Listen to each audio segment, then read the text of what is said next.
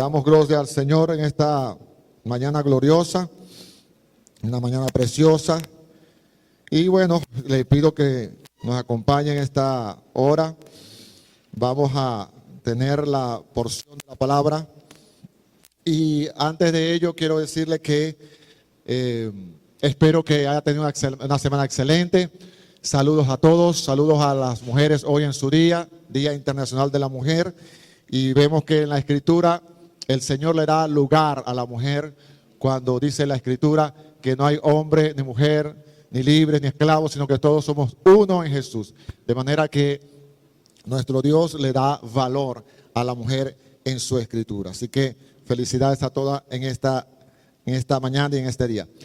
Quiero, no sé cuántos de ustedes recuerdan la palabra que el Señor nos dio la semana pasada a través de nuestro hermano Efrén Amaya Barceiro, cuando nos hablaba sobre ese sello que hemos recibido del Espíritu Santo y esa llenura que hemos recibido del Espíritu Santo.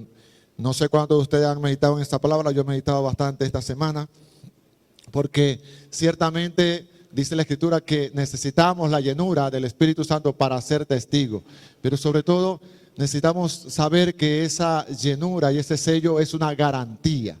Muchas veces usted se puede sentir fogoso, alegre, entusiasmado. Usted dice, ahora sí voy a comer el mundo, el diablo que se quite. Pero otras veces como que el diablo como que nos dio varios golpes y como que nos sentimos achicopalados, derrotados. Pero a pesar de que como usted se sienta, lo importante es que usted sepa que ha sido sellado con el Espíritu Santo, y eso es indistintamente como usted se sienta. Es lo que usted es. Es una hija, un hijo del Señor, y eso no se lo puede quitar nadie. Recuerde siempre eso. Hoy quiero hablarle rápidamente de un tema al cual le he titulado Necesito a Cristo. Y voy a pasearme por varios textos en esta mañana, y textos por supuesto muy conocidos, pero que quiero que usted lo medite conmigo y luego usted piense en ellos, y ojalá que pueda pensar en ellos en todo este día y toda esta semana. El primer texto que quiero compartir con ustedes está en Mateo 28, un texto muy famoso, Mateo 28 en los últimos versículos, y dice, y Jesús se acercó y les habló diciendo, toda potestad me es dada en el cielo y en la tierra. Por tanto, id y haced discípulos a todas las naciones, bautizándoles en el nombre del Padre y del Hijo y del Espíritu Santo, enseñándoles que guarden todas las cosas que os he mandado. Y he aquí, yo estoy con vosotros todos los días hasta el fin del mundo. Amén. Cuando usted muchas veces lee ese texto, le puede llamar la atención, y generalmente nosotros nos quedamos en ese texto, nos quedamos en y hacer discípulos, y nos quedamos en el último párrafo que dice, he aquí yo estoy con ustedes hasta el fin del mundo, que es algo maravilloso esa promesa. Sin embargo, quiero decirle que el énfasis en ese texto, en esa parte o en esa porción, no está tanto en ir. La mayoría de las iglesias, y incluye esta, vamos y llevamos el mensaje, y estamos saliendo y vamos a seguir saliendo. Salimos en las células de niños, salimos en las células familiares y salimos todas las semanas, y vamos a salir como iglesia también. Pero muchas veces nos quedamos allí, en esa parte, y la iglesia toda se ha quedado en esa parte, en solamente ir. Y muchas veces pues nos conformamos que hablamos con alguien, le compartimos el mensaje, como decimos nosotros, le evangelizamos, como decimos muchas veces, y esa persona viene y le decimos, mira, ¿quieres hacer la oración de fe? La persona dice que sí, hace la oración de fe, y muchas veces pues nos quedamos con eso, y bueno, ya yo fui, ya compartí el mensaje y la persona hizo la oración de fe. Muchas veces no sabemos de esa persona, si siguió, si avanzó, si creció.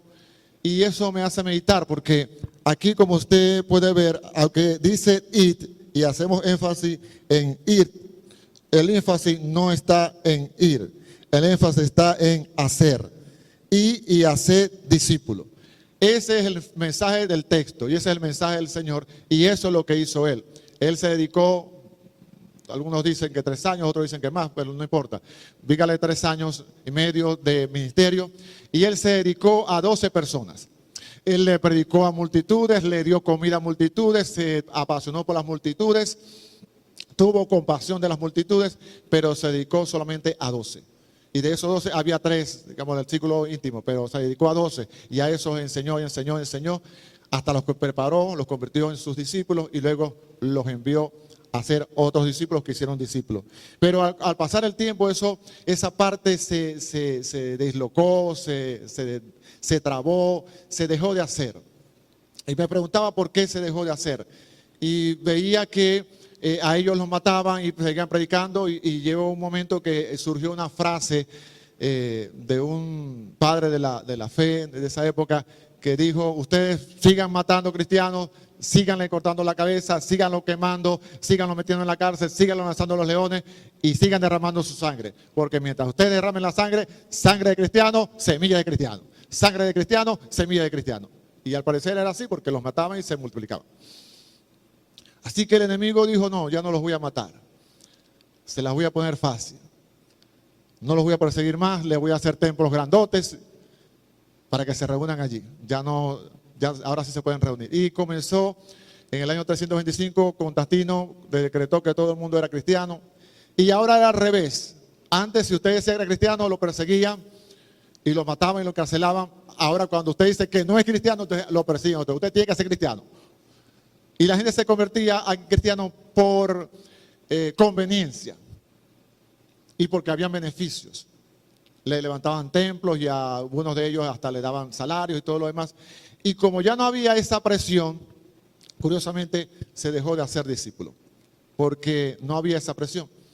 Y eso fue pasando y fue pasando. Y yo me preguntaba eso. Y hoy la iglesia está llamada a ser discípulos. Y yo quisiera que usted tuviera esa conciencia.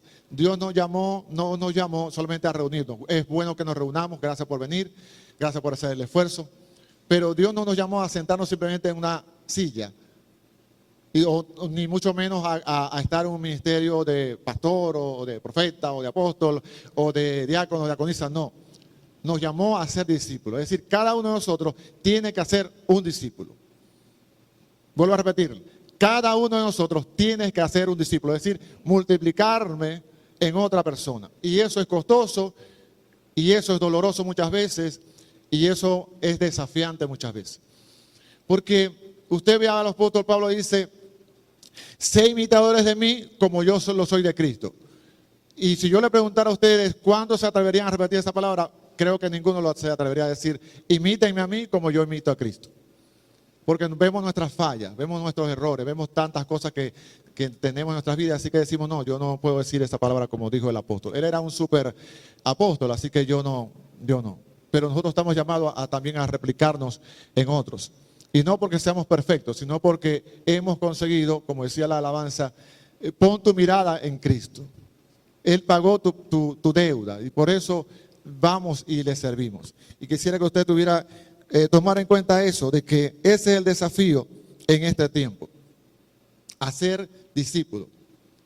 Y eso, como le dije, requiere tiempo, pero muchas veces simplemente solamente nos abocamos solamente a invitar y no a hacer, porque es más fácil, es más sencillo. Y a veces sentimos que no tenemos la capacidad o que no tenemos el conocimiento. A veces pensamos que hay que tener mucha Biblia, que saber muchos versículos, y no es verdad. Solamente tenemos que saber y creer que Cristo murió por nosotros, por nuestro pecado. Y eso es suficiente. Quizás sepamos un solo versículo, pero con eso va a ser suficiente. Y por eso yo le he instado a leer la Escritura secuencialmente. Algunos lo están haciendo, otros no.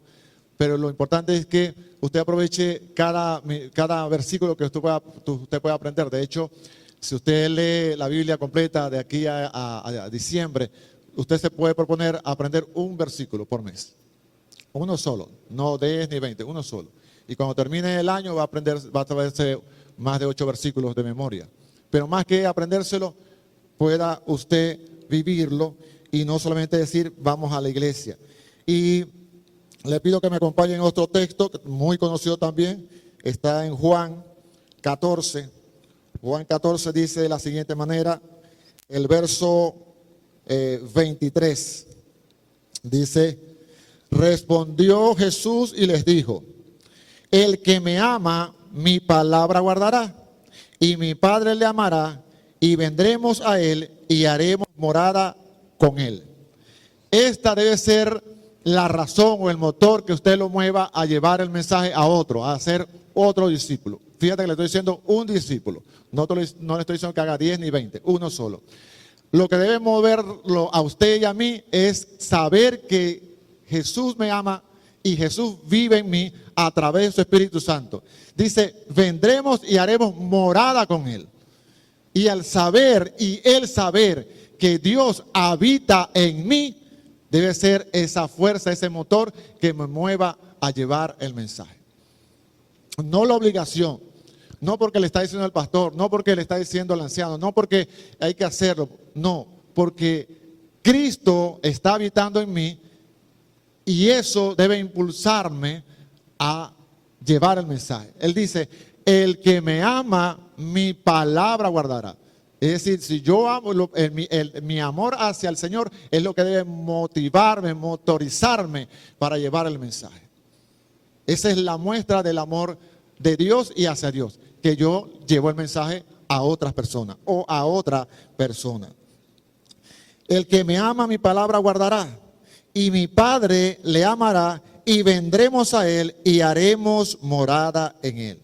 Eso es algo maravilloso. Es algo que debería volarnos nuestra cabeza, de saber que tenemos al Dios Todopoderoso, al Rey del Universo, habitando en nosotros. Pero pareciera que eso no es suficiente. Y muchas veces no es suficiente porque vivimos en un mundo donde hemos sido atrapados por el sistema. A pesar de que Romanos 12:2 dice, no te conformes a este mundo, sino sé transformado por medio de renovación de nuestro entendimiento. Sin embargo, muchos de nosotros hemos sido atrapados por el sistema y el sistema dice, bueno, que debemos buscar la validación de la gente y por eso lanzamos una imagen a las redes sociales y subimos una foto o subimos un video y lo primero que esperamos es ver la reacción de la gente. Ver cuántos me gustas tienen, cuántas visualizaciones tienen. Entonces, mientras más tiene, más me gusta eso. O más me apasiona eso, o eso me atrapa. Pero nosotros no estamos para que la gente nos acepte. De hecho, la gente no debería ni siquiera aceptarnos. La gente debería rechazarnos. Es lo que dice Jesús, sobre todo en ese capítulo 14. A mí me aborrecieron, a ustedes también lo van a aborrecer. Pero curiosamente en este mundo queremos que la gente nos acepte, cuando Dios dijo que no es así. Entonces, cuando estamos dentro de este sistema, queremos a veces agradar a la gente y no queremos decirle que la gente necesita un Salvador porque son pecadores.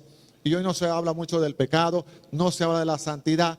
Y la santidad, dice la Escritura, conviene a mi casa o conviene a la casa del Señor. Y si yo soy ahora la casa del Señor, esta casa debe ser una casa santa. Porque cuando usted y yo, sobre todo las mujeres, cuando invitamos a alguien a nuestra casa, lo primero que hacemos es limpiarla.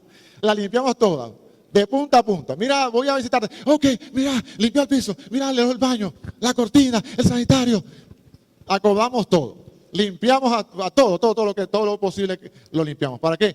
Para que esa persona que nos va a visitar se sienta agradada en ese lugar. Queremos dar la mejor imagen y eso está bien. A nivel físico, eso está bien. Pero curiosamente, este cuerpo donde habita el Señor, muchas veces no lo tenemos apartado o no lo tenemos santo o no lo guardamos en santidad. Y eso es muy importante. Y quiero que sepa que la santidad no es que usted tiene una areola aquí en la cabeza y que usted vive así y no hace nada. No. La santidad se vive sobre todo allá afuera. Y la santidad tiene que ver con que yo amo al Señor y no es que, bueno, yo estoy en santidad y como en las empresas antes, no sé si usted pasó por ahí por la regional cuando funcionaba, ellos tenían un letrero y colocaban en grande tantos días sin accidentes laborales. 1000 días, 300 días, 1500 días sin accidentes laborales. Es decir, que la meta o el prestigio de esa empresa era no tener accidentes laborales. Es decir, y hacían todo lo posible para no tener accidentes laborales y eso era de mucho prestigio para la empresa. Y a veces nosotros pensamos que santidad es ¿cuántos días estoy sin pecar? Ay, Señor, ay, qué bueno. Ya llevo 3 días sin mirar esto. Ya llevo 3 días sin hablar. Ya llevo 5 días. Ya llevo un mes, un año. Oh, yo llevo sin pecar. No, eso no es santidad. Santidad es que yo amo tanto a Dios que mi mayor anhelo es agradarle a Él. No es no pecar, sino en agradarle a Él. Y cuando le agrado a Él, pues por supuesto me alejo del pecado. Es así de sencillo. Eso no significa que usted y yo no vamos a fallar. Todos aquí en la tierra, la perfección perfecta está en el cielo. Si usted quiere ser perfecto, tiene que esperar que Cristo venga, como dice la canción, o que nos lleve el Señor. La perfección perfecta, completa, absoluta, es allá, del otro lado del sol. De este lado del sol no hay perfección completa. Pero sí hay una santificación progresiva donde mis labios van a ser más santificados, mis ojos van a ser más santificados, mi lengua va a ser más santificada. A donde voy, si hay cosas donde no debo ir, Dios, por el amor a Dios, a Cristo, no voy a esos lugares. E inclusive hasta amistades, si tengo que dejarlas por amor a Cristo, hay que dejarlas también. A veces, sobre todo los jóvenes en este tiempo, las chicas se meten mucho en Instagram y ven esas fotos de mujeres perfectas, imágenes perfectas, cuerpos perfectos, y eso no existe. Todos tenemos una imperfección. Por muy bella que sea la mujer, tiene una imperfección porque es parte de su naturaleza. Igual los jóvenes se ponen en el teléfono a darle a los juegos, a veces pasan horas y horas, y eso no es pecado por si acaso. Pero cuando usted pasa muchas horas allí, pierde muchas veces tiempo valioso que puede presentarlo en pasar tiempo en la Escritura. Y por eso cuando usted quiere guardarse para el Señor o en santidad, usted dice, bueno, voy a usar esto, pero esto, ¿cuánto tiempo puedo usarlo? Es decir, usted es consciente de ese tiempo que usted está invirtiendo. Y eso es a través de la santidad. Luego, le invito a que se ubique conmigo en Lucas. Hay otro texto que quiero compartir con usted, muy conocido también, y que es parte de ese caminar con el Señor. Lucas 9, el verso 23. Solamente estoy compartiendo un solo texto de cada uno. Lucas 9, aquí está, ya se me había perdido. 9:23 dice, y decía a todos, ¿a cuántos? A todos. Eso te incluye a ti y a mí. Y a mí. Si alguno quiere venir en pos de mí, niéguese a sí mismo, tome su cruz cada día y sígame. ¿Cuántos días? Ok, qué bueno que estamos sintonizados. Como usted puede ver, hay un costo. El seguir a Cristo tiene un costo. El que quiera seguirme, tome su cruz cada día y sígame. Niéguese. Y hoy no se habla de negarse. Hoy habla de satisfacer todos tus deseos, todos tus anhelos, todos tus sueños. Y que Dios es un amuleto que me tiene que ayudar. Porque muchas veces venimos, no sé si usted, espero que no, pero hay gente que viene a buscar de Dios o a buscar cosas de Dios. ¿Qué Dios me puede dar? Que Dios me dé, que Dios me dé paz, que Dios me dé tranquilidad, que Dios me dé un carro, una casa, una novia, un esposo, cosas de Dios, bendiciones de Dios, que no son malas en sí, porque Dios está dispuesto a darla. Pero cuando usted viene solamente a buscar de Dios y no a buscar a Dios o a buscar a Cristo, no pone su mirada en Cristo, entonces ahí sí hay un problema. Allí sí hay un problema. Porque el Evangelio tiene su costo. La gracia, aunque la gracia, usted, como cantaba en la alabanza, no se puede comprar. La gracia es verdad. La salvación es gratis. La compró Dios a través de dar su Hijo en la cruz del Calvario. Mas Dios muestra su amor con nosotros, que siendo aún pecadores, Cristo murió por nosotros. Perfecto. Eso es verdad. Pero a Dios, el mostrar su gracia y su justicia le costó la vida de su Hijo. Y a Cristo le costó su sangre.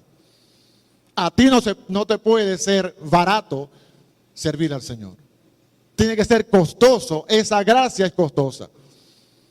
Porque si no es costosa para ti, si no valoras lo que Cristo hizo en la cruz del Calvario, entonces tienes una gracia barata. Una gracia que, bueno, Dios me tiene que aceptar como soy porque yo tengo mi defecto, yo hablo así, yo me creía así, así me crió mi mamá, mi abuela, y eran así, y yo no voy a cambiar.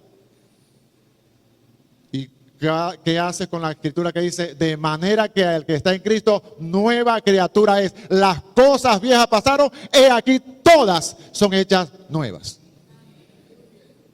Entonces esta palabra no se ejecuta en ti. Bueno, Argenis, tú sabes que vos no sabes lo que yo he vivido. No, no sé. Pero sí sé lo que Cristo puede hacer una persona cuando se entrega completamente. Si se niega. El que quiera seguir en pos de mí, niéguese a sí mismo cada día y sígame. Y cuando Cristo te llama, te voy a decir una cosa, por si no lo sabías. Cuando Cristo te llama a morir a tus deseos y a vivir para Él. Y eso nadie le gusta. Nadie quiere venir a morir. Pero a eso nos llama. Tome su cruz. Recuerda que la cruz era símbolo de crucifixión, de muerte y de sacrificio. Tome su cruz cada día y sígame. Venga a morir conmigo. A eso te invita Cristo Jesús todos los días, a morir. A tus deseos, a tus anhelos, de pronto a tus sueños, a los tuyos, para que vivas los sueños de Él. Que son mucho mejores, por cierto. Como lo dice en su palabra, en Isaías. Porque mis pensamientos no son tus pensamientos. Mis pensamientos son más altos. Pero eso de morir, de negarse, a muchos de nosotros o a ninguno de nosotros nos gusta. Pero lo dice, si alguno quiere venir en pos de mí, niéguese a sí mismo, tome su cruz cada día y sígame. Te está invitando a morir. La pregunta es, ¿vas a aceptar la invitación? Te la dejo allí. Y el otro texto que también está ahí en Lucas, al ladito, Lucas 6, el verso 46, un solo versículo estoy compartiendo con ustedes. Ubíquese rapidito allí. Lucas 6, 46. Aquí pregunta Jesús. ¿Por qué me llamáis Señor, Señor, y no hacéis lo que yo os digo? ¿Por qué me llamáis Señor, Señor, y no hacéis lo que yo les digo? Y eso es bien interesante porque cuando en la Biblia se repite una palabra hay que ponerle mucha atención. Señor, Señor. Está hablando a sus discípulos, no está hablando al mundo, está hablando a sus discípulos. De manera que si tú eres el Señor, o si Jesús es tu Señor, tu mayor anhelo debe ser hacer su voluntad. Él es tu Señor. Es verdad, aclaro acá, es verdad que somos sus hijos e hijas, sí. Él es nuestro Padre celestial, sí. Dice, él mismo lo dice en su palabra.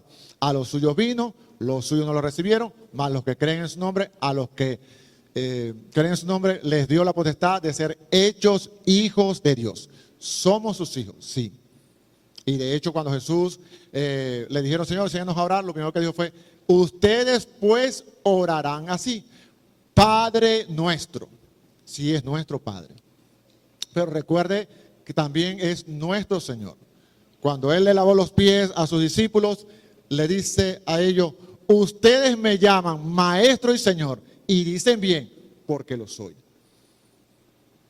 Se quitó su saco, agarró y le lavó los pies, se le puso la ropa y les dice, miren, ustedes me llaman Maestro y Señor, y dicen bien, porque lo soy. Y si yo, el Maestro, el Señor, les lavo los pies, ustedes tienen que hacer lo mismo. Es decir, servirse, no lavarse los pies literalmente, por si acaso. Entonces, Él sigue siendo nuestro Señor. Es nuestro Padre, pero es nuestro Señor también. Y nos llama a obedecer su palabra. Pero para usted obedecerla, tiene que conocerla. La Escritura dice, en Colosenses, que la palabra de Cristo abunde en ustedes. Abunde en ustedes.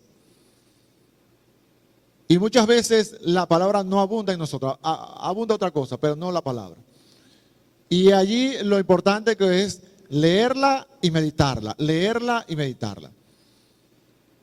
Porque de esa manera va a abundar y usted va a saber qué va a hacer, qué debe hacer en un momento determinado. Y cuando el Señor le diga allí no, es allí no. ¿Por qué? Porque es tu Señor y es mi Señor. Pero muchas veces pues simplemente ignoramos lo que Él nos dice porque simplemente nos parece que son sugerencias. En el Señor no hay sugerencias, en Él hay órdenes. Órdenes sabias, órdenes santas, órdenes justas, órdenes amorosas, pero son órdenes de parte del Señor. Muchas veces pensamos que presentar un mensaje es difícil. Quiero decirle que presentar un mensaje, predicar, es algo muy sencillo. En líneas generales, uno ora al Señor, busca los textos, le da la coherencia y bueno, dice, bueno, por aquí voy a ir a predicar. A veces, recuerdo que una vez a alguien le dije algo así, y me dijo que no, porque le daba mucho miedo. Y después a alguien, recuerdo que le dijeron, mira, para que ores, y la pusieron acá, y temblando agarró el micrófono y se fue corriendo. Soltó el micrófono como si estuviera caliente. Y me puse a meditar en eso, el por qué. Y es porque tenemos temor, no porque no sepamos lo que vamos a decir, no. Tenemos temor a hacer el ridículo o equivocarnos. Decir Pedro en vez de que era Pablo, o decir Juan en vez de decir Felipe y cosas como esa. Pero un mensaje es muy sencillo. Predicarlo, presentarlos. Como yo lo he hecho hoy en la mañana. Le presenté un mensaje para que usted lo medite. Y hoy quiero contarles una historia.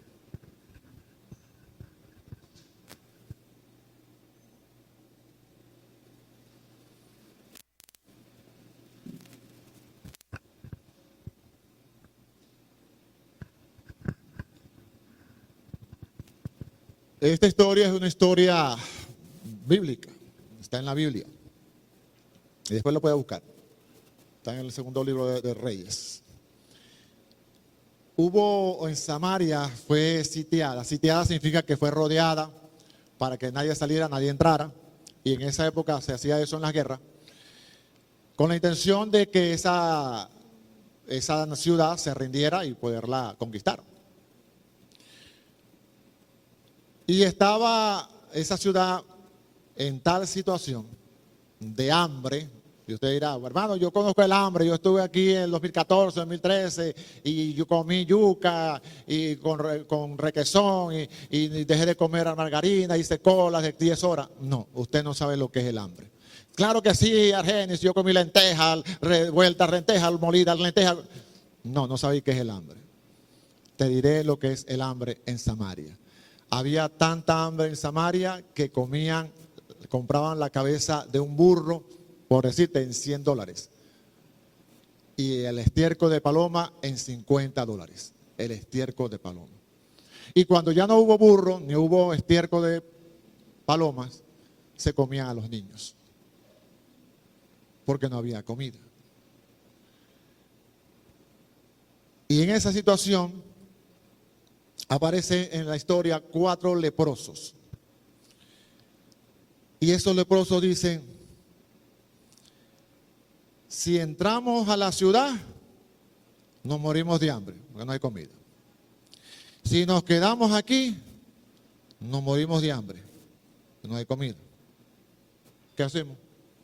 Vamos para que los sirios, allá hay plata, hay comida. Y si nos matan, nos morimos. Si me matan, me muero. Porque aquí nos morimos de hambre. Y si allá vamos, si nos dan la vida. Así que esos 4 leprosos van a esa ciudad, a ese campamento. Y cuando van llegando, ahí hay comida. Está fresca. Y empiezan a comer, Oye, aquí esto está sabroso. Y se comen toda la comida, se llenan y agarran oro y agarran dinero y guardan, y guardan, y guardan. Muchachos, no, ya no quiero comer más, esto está, Dios mío, estoy que reviento. Pero llega un momento en que ellos dicen, no está bien lo que estamos haciendo. Esto es tiempo de buena nueva. Y nosotros, si callamos, nos va a alcanzar nuestra maldad. Vamos a decirle al rey que aquí hay comida. Así que ellos van y le dicen al rey, ¡Rey! Acuérdense que son leprosos, tienen que ir desde lejito. ¡Ey, aquí hay comida! Rey, unos leprosos dicen que hay comida. No le crean. No le crean. Allá, les voy a decir lo que pasó allá. Los sirios se escondieron. ¿Sabes que estamos muertos de hambre? A lo que nosotros salgamos, ¡bum!, nos atrapan y nos matan. Pero rey, están gritando. Y se ven papeados. Bueno, envía a alguien. Y fueron para allá. Y les cuento esta historia porque así está la iglesia. La iglesia está comiendo del pan de vida, y afuera la gente se está muriendo de hambre. Y tenemos que decir hoy, no está bien lo que estamos haciendo, porque nuestra maldad nos va a alcanzar.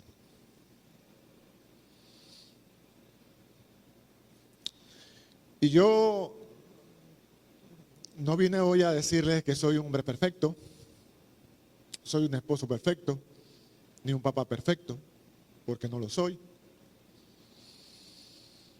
Y quizás lo que escuchen no les va a gustar, porque los superhéroes de hoy en día son infalibles, no se cansan, no fallan.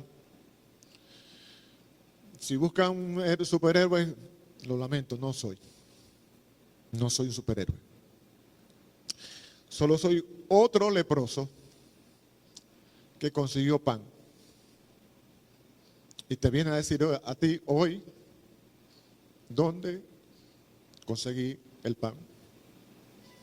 En Cristo Jesús.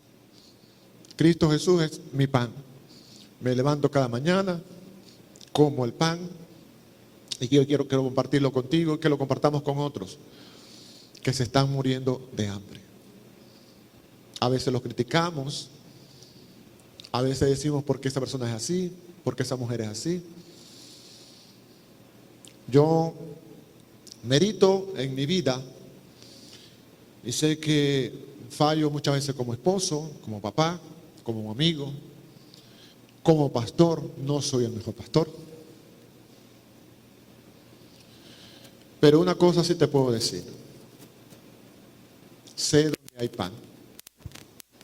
Y quiero que conmigo vayas, comamos del pan, que es Cristo Jesús, el pan vivo que descendió del cielo.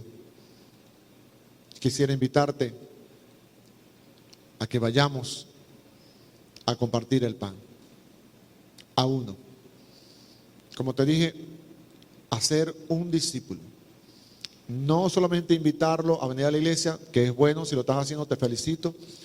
No solamente que vaya a la célula, si lo estás haciendo, qué bueno, te felicito. No solamente que levante la mano y diga, quiero recibir a Jesús, y de pronto hizo la oración de fe contigo. Si lo hizo, qué bueno, te felicito. Pero hay que ir más allá. Uno de las parábolas que más me llama la atención, de las tantas hermosas de Jesús, es la de el sembrador. El sembrador salió a sembrar. Y me llama la atención por varios motivos. La primera es porque dice que, en términos matemáticos, solamente el 25% es productivo. El otro 75% se pierde. Porque si tú ves, son 4 tierras y 3 rechazan o se daña, y el 25% solamente es la que produce. 30, 60, el 100 por 1. Y de pronto tú, que estás allí sentado y has pensado en esa parábola, muy probablemente tú has dicho, bueno, Argenis, yo soy ese 25% de la parábola. Porque, bueno, yo de pronto no he hecho fruto de 100 por 1, pero por lo menos yo estoy echando 30%, 60%. La pregunta es, ¿cómo sabes tú que eres esa buena tierra? Bueno, porque yo recibí a Jesús, hice la oración de fe, ya tengo 1 año, ya tengo 5 años, ya tengo 30 años, tengo 40 años.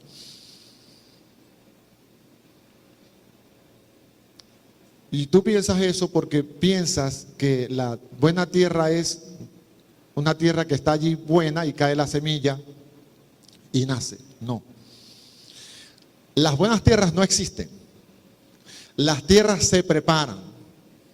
La ara, el agricultor, agarra la tierra, empieza a romperla y empieza a moverla y empieza a echarle abono y todo eso. La riega y después se prepara. Y muchas veces Dios está haciendo eso contigo. Con situaciones, con dolores, con pruebas. Dios está rompiéndote, preparándote para que des fruto y tú te resistes a eso. Porque no quieres eso. Quieres la comodidad de estar sentado en la silla o de estar parado en algún lugar, o estás aspirando a tener un ministerio, estás esperando pararte allí a cantar o a danzar, o esperando algún ministerio, qué sé yo. Pero Dios no te llamó a eso. De hecho, ese no es el diseño original de la iglesia. El diseño original es hacer discípulos. Y para hacer discípulos, eso es complicado y doloroso. Porque hay que estar juntos y revueltos. Y nosotros no nos gusta estar juntos y revueltos. Nos gusta estar juntos, pero no revueltos. Porque ese me puya. Porque este me metió la zancadilla. Porque este me dio con el puñetazo. Este me metió la rodilla. Te quiero, pero de lejito. Pero si usted ve el libro de los Hechos, estaban juntos y estaban revueltos. Y por eso peleaban. Mira, la viuda mía no la estaba atendiendo. La bolsa no le llegó. La bolsa le faltaba la carne. Peleaban. Porque estaban juntos. Cuando Pedro estaba allá, le dice Pablo, mira, vos sois un hipócrita, ¿viste? Estabas comiendo con los gentiles y ahora, no, que me da pena. Eso está mal. Pelearon. Bernabé, mira, llevamos a Juan Marcos. No, a Juan Marcos no los vamos a llevar. ¿Por qué? Porque él se fue del viaje misionero al primero. No lo vamos a llevar. Pero vamos a llevarlo. No lo vamos a llevar. Vamos a llevarlo. Tuvieron una gran pelea y se separaron. Pero no se volvieron enemigos. Un ministerio por acá, otro ministerio por acá. De hecho, usted puede ver en las cartas de Pedro que dice, y nuestro hermano Pablo, que ha escrito esas cosas difíciles de entender, se servían mutuamente. A Juan Marcos, tráemelo, que me es necesario para el ministerio. El Juan Marcos que le dijo que no lo iba a llevar. Le está diciendo a Timoteo, a Juan Marcos, tráemelo, que me es útil para el ministerio. Ser discípulos no es sencillo, pero necesitamos convertirnos en discípulos del Señor Jesús para poder hacer discípulos. Y como les dije, no es sencillo porque es doloroso. Tenemos que estar juntos y revueltos. Y vamos a pelear. Y nos vamos a enojar. Y vamos a estar en desacuerdo. Y muchas veces usted querrá irse de acá porque el pastor no es un súper.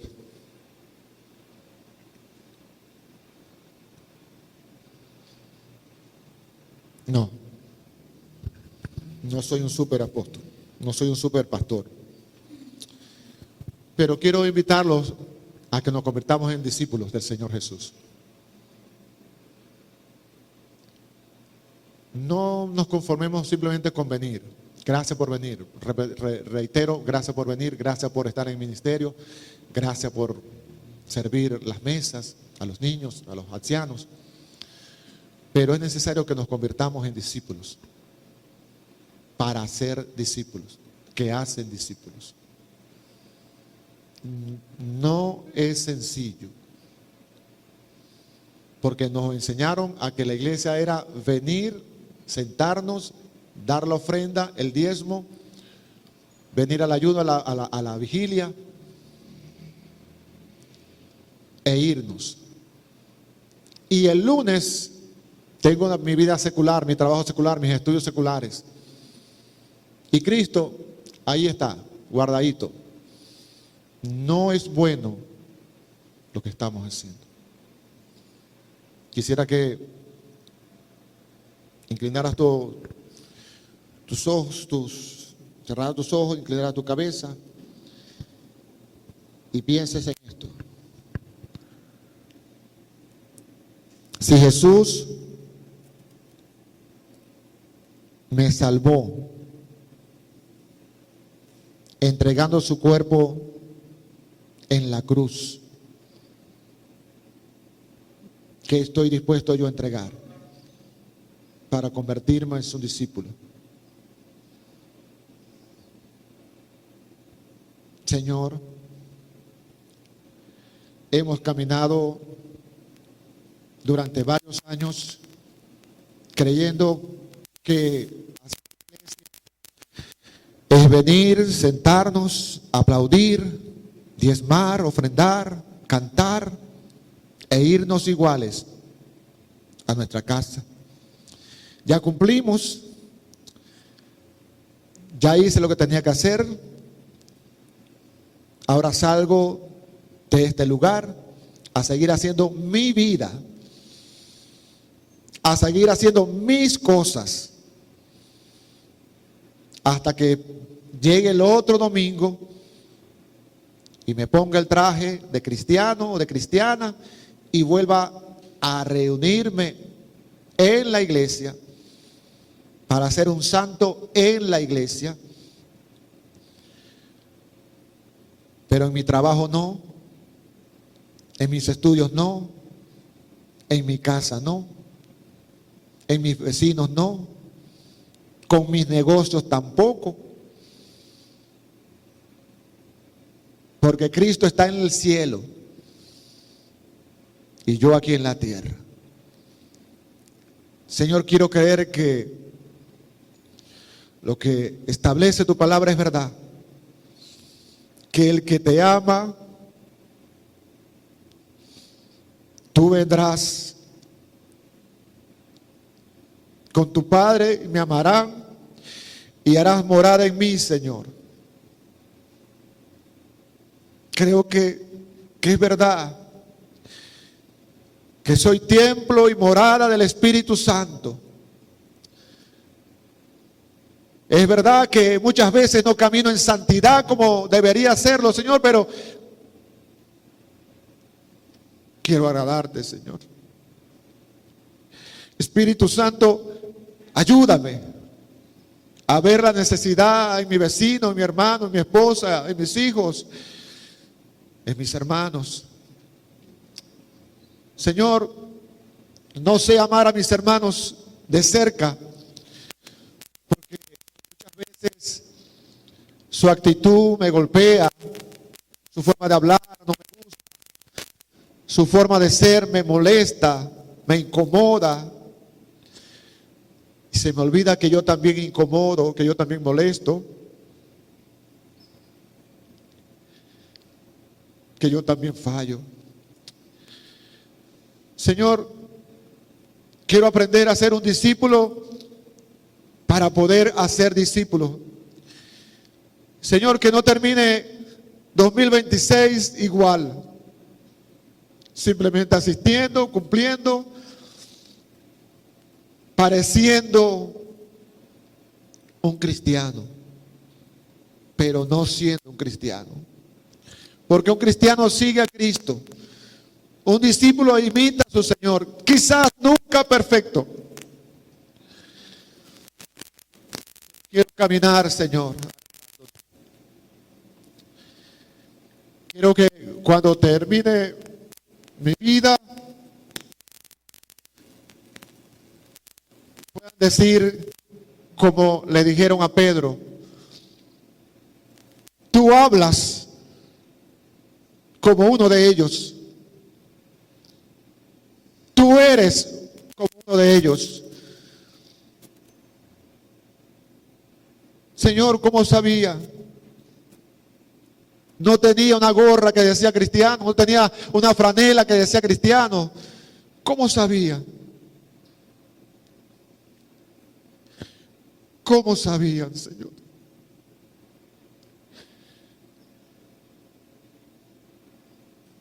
Señor, hoy nos arrepentimos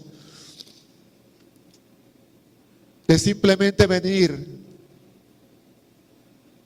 de simplemente ser oidores olvidadizos de tu hermosa y santa palabra. Hoy hemos visto que tú mandas a hacer discípulos. Hoy hemos visto, Señor, que tú demandas de nosotros que muramos. Hoy hemos visto, Señor, que has venido a hacer morada en nosotros. Y también hemos visto, Señor, que nos retas y nos dice: ¿por qué me llamas Señor, Señor, si no haces lo que yo te mando? Y tú nos has mandado a ser discípulos, a convertirnos en discípulos tuyos y luego a ser discípulos. Señor, hoy decimos, como esos leprosos allá en Samaria: no es bueno, no está bien lo que hemos hecho. Es tiempo de buena nueva. Es tiempo de buenas nuevas. Es tiempo de buenas nuevas. Y si callamos, nuestra maldad nos alcanzará. Señor, que podamos salir hoy a compartir el pan de vida que es Cristo Jesús. Tú dijiste: yo soy el pan vivo que descendió del cielo. El que come mi carne y bebe mi sangre no morirá jamás. Señor, tenemos vida eterna.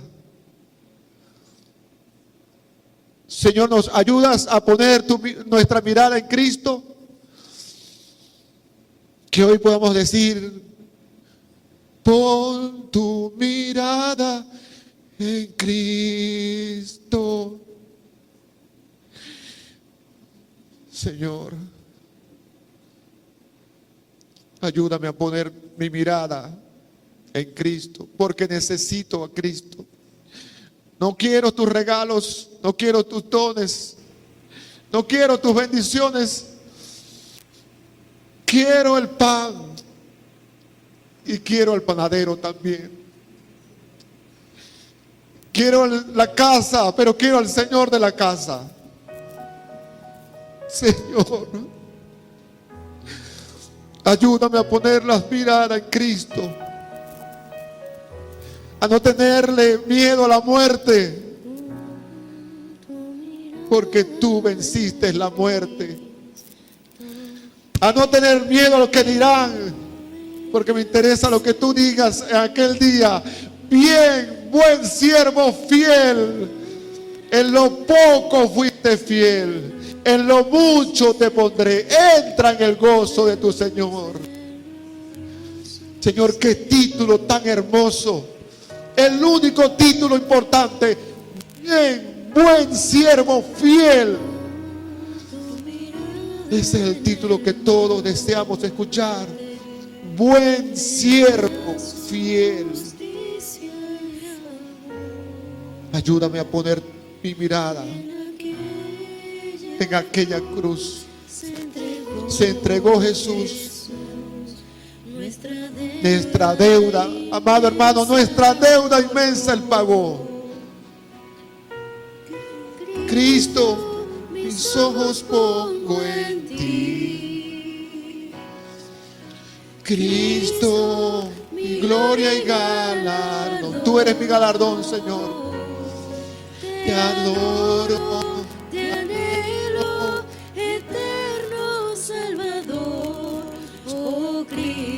mis ojos pongo en